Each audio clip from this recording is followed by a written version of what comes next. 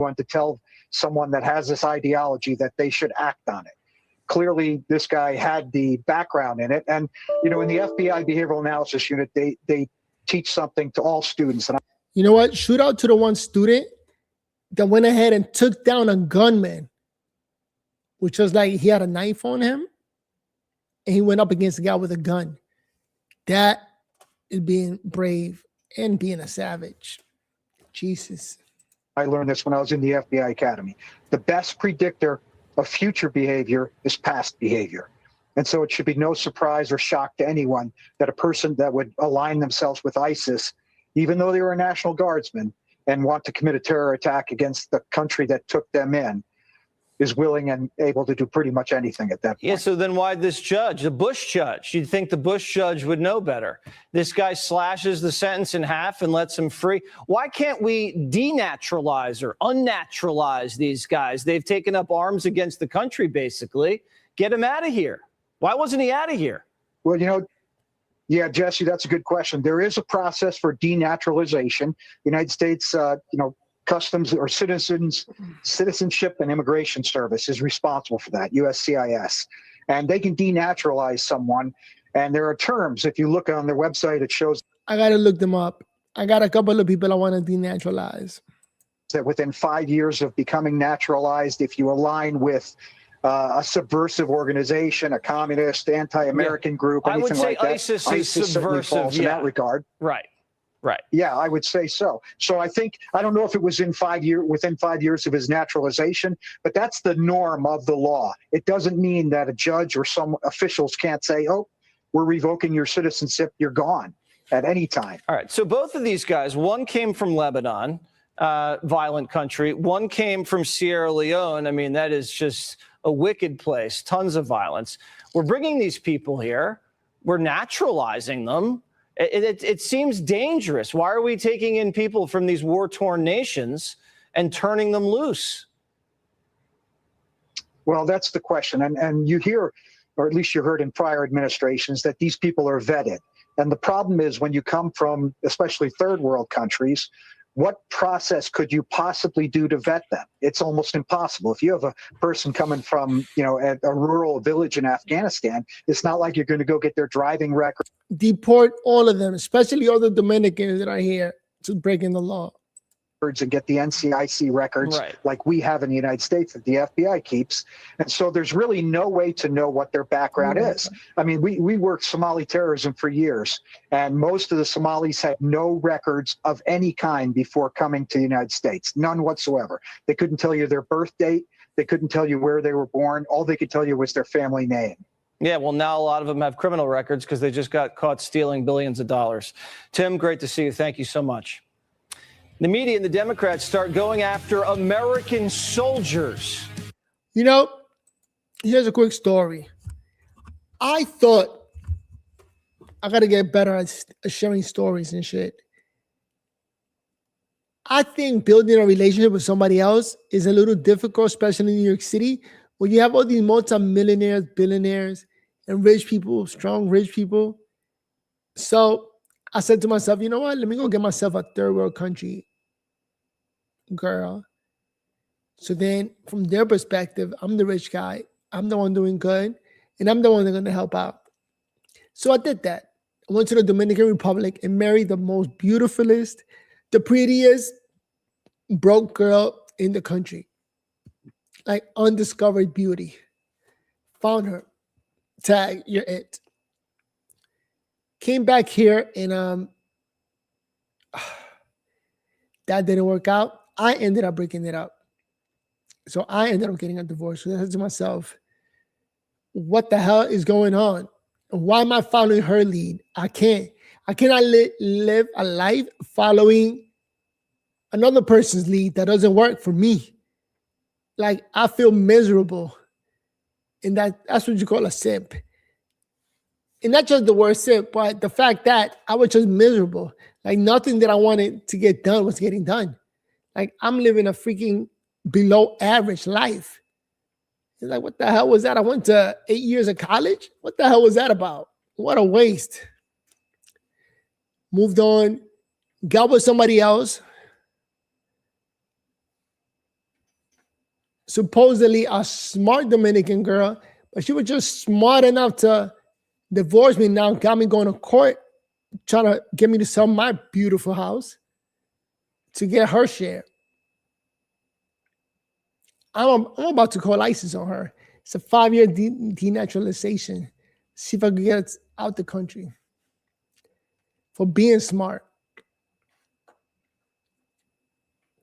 And then a problem is when you succeed, it really bothers poor people. It hits them in the guts. Like I grew up in Harlem, around nothing but poor people. So they're mad as to how the hell did he get all that money and we don't have it. Let's work together to destroy the man. All right, let me take a break and finish watching this. Wow. I'm going to play this video while I talk and come back and forth every now and then. Hormuz and the Iranians are lashing out. Nate Foy live in Tel Aviv. Nate. But you know what? The research has been done. You've seen a lot of videos of people succeeding, marrying somebody from another country and living a great life.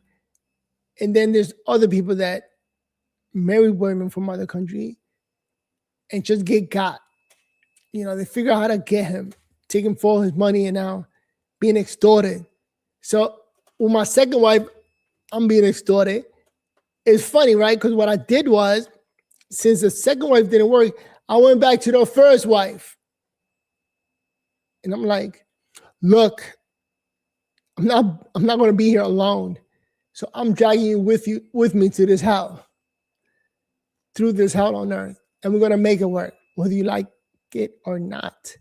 So now she lives with me under my terms. Hey, Jesse. So Hezbollah is firing. The video is over. Okay. Right before 11 o'clock.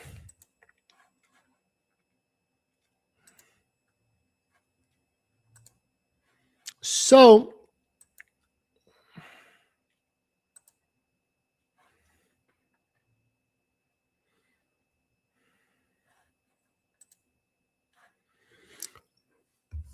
the trick is this. Ultimately, I'm trying to get married a third time. Here's an advice for everybody. Don't ever get married more than once. One time is enough. If it didn't work out, it didn't work out. You keep it moving in life. Because once you get 40 years old, I'm above 40, I'm 46. You're looking for peace and quiet. Relax, knowing that everything is paid for. I love the fact of coming home and knowing that I got enough for the mortgage, enough for the rent, enough to eat, enough to live. So that's the last thing on my mind. You put that on auto pay and you start thinking about yourself and your life and you growing personally. Here I am trying to build my channel. I'm trying to find an AI agent that could take care of the backroom work, meaning, or the SEO, I think it's called SEO, fixing my YouTube channel. That's it. I don't have to hire a human. All I got to do is hire an AI agent. So I'm trying to cut waste and not spend too much money on things that I could automate. And then my job is going to be just come here and speak in front of the camera, which I need to buy a camera. I'm waiting to get paid at the end of the month so I could get a camera. Because ultimately, I'm using my phone because that's the best camera on earth. But fine, I'll get myself a camera that I could attach to the computer. And I got to keep talking. I got to stay talking. I got to stay walking and talking.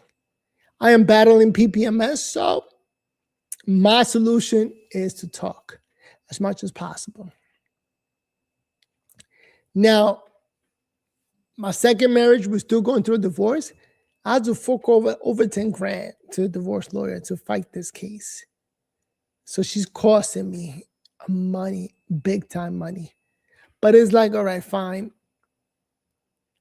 I got caught up with a hood rat from the Dominican Republic who's just trying to find a beta male that she could extort and take all his money. And got him.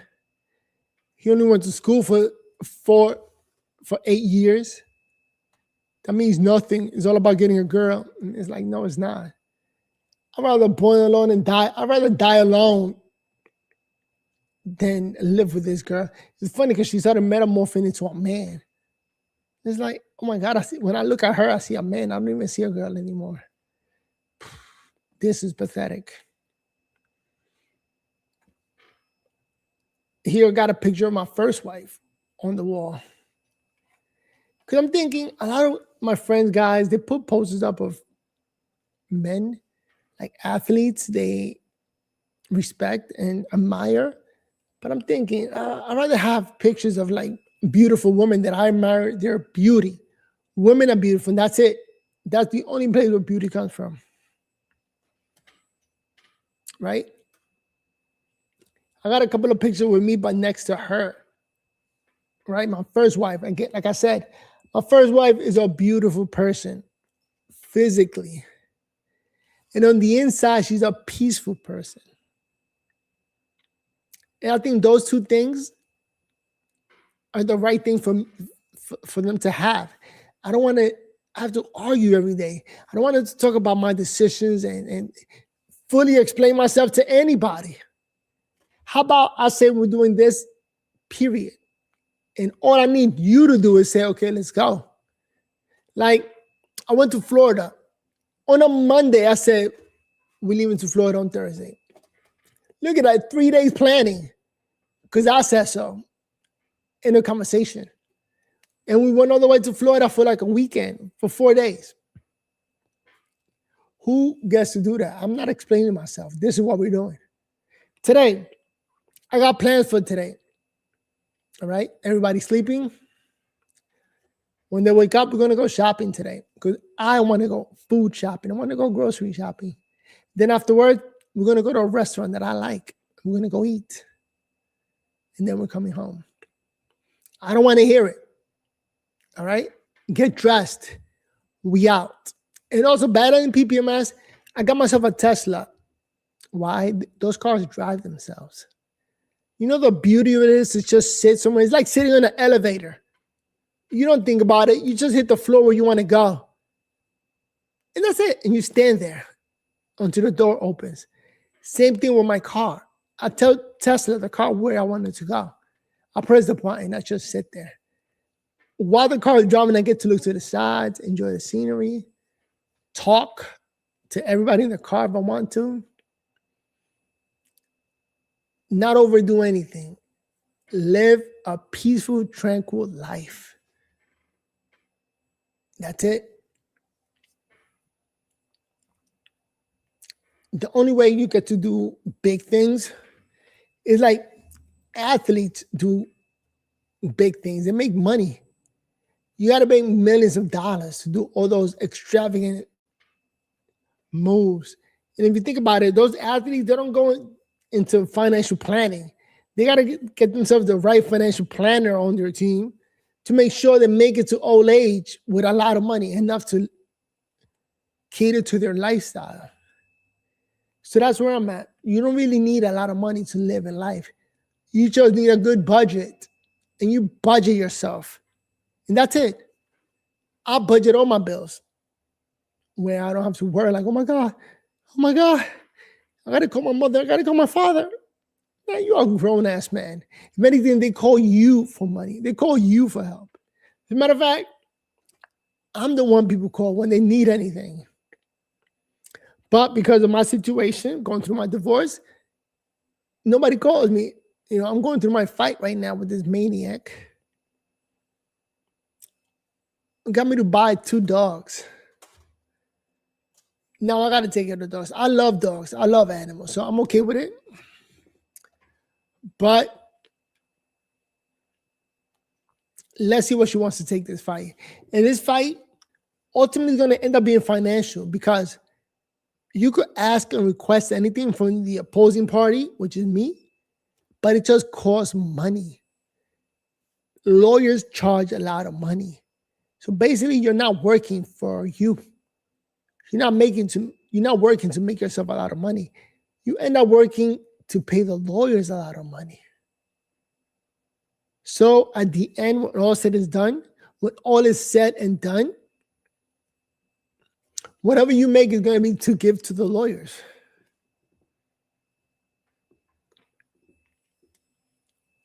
Because I was born in this country, raised in this country, I made the chess move of moving to one of the countries in the United States, because the United States is a republic with 50 different states or countries. Everybody got their own laws.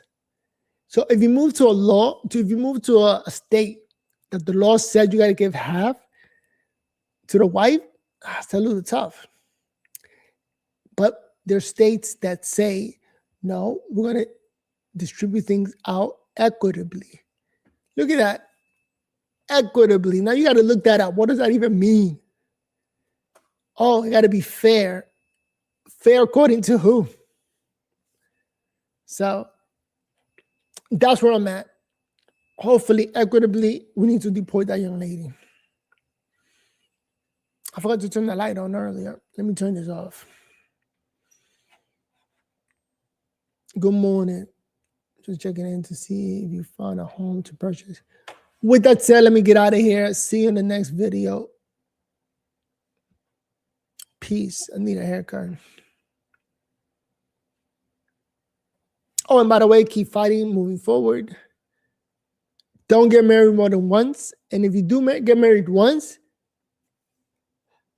hopefully it's like your college sweetheart. That's the best case scenario. That's the perfect age range to get married. To then start a family by the time you're 25. Like my second wife was 28 when I met her. And I'm thinking, okay, let's build a family. I want kids. Before you get too old. Now she's 36, no kids. Bad bitch, right? I don't know about that. You got to start a family soon. Everybody has expiration dates.